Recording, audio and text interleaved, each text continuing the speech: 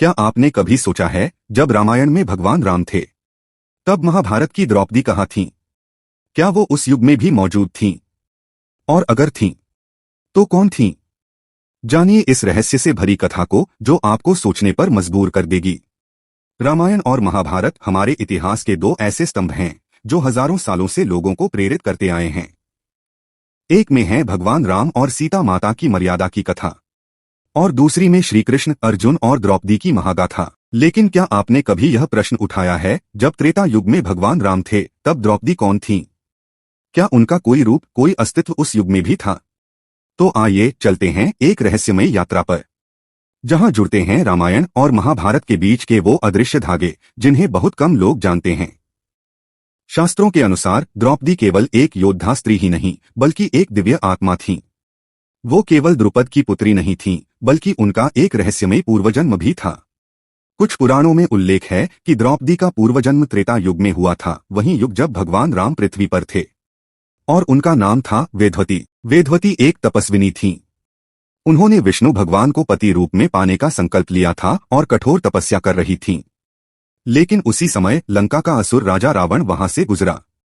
रावण वेदवती की सुंदरता से मोहित हो गया। उसने उन्हें अपमानित करने का प्रयास किया, लेकिन वेदवती ने प्रतिकार करते हुए अपने आप को यज्ञ अग्नि में समर्पित कर दिया।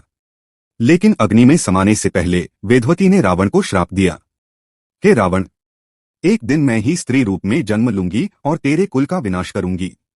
कई ग्रंथों में वर्णन मिलता है कि वेदवती ने ही आगे चलकर राजा जनक के खेत से जन्म लिया और बनी सीता माता। लेकिन इस कथा में एक और अद्भुत रहस्य छिपा है, जिसे बहुत कम लोग जानते हैं। जब रावण माता सीता का अपहरण करने आया, उसी समय वेदवती तपस्विनी रूप में प्रकट हुई और सीता माता के सामने आईं। उन्होंने माता सीता से कहा, आप घर के बाहर न जाएं, अपने वस्त्र मुझे दे दें। यह समय है मेरे श्राप को पूर्ण करने का। सीता माता ने वेदवती की बात मानी और अपने वस्त्र उन्हें दे दिए। रावण वेदवती को ही सीता समझकर अपहरण कर ले गया। लंका में जो स्त्री अशोक वाटिका में कैद थी, वह वास्तव में वेदवती थी, न कि असली सीता। जब युद्ध समाप्त हुआ और रावण का अंत हुआ, तब राम को यह रहस्य ज्ञात हुआ। उन्होंने वेदवती को प्रणाम किया और कहा, तुमने धर्म की रक्षा के लिए जो बलिदान दिया है, वह अमूल्य है।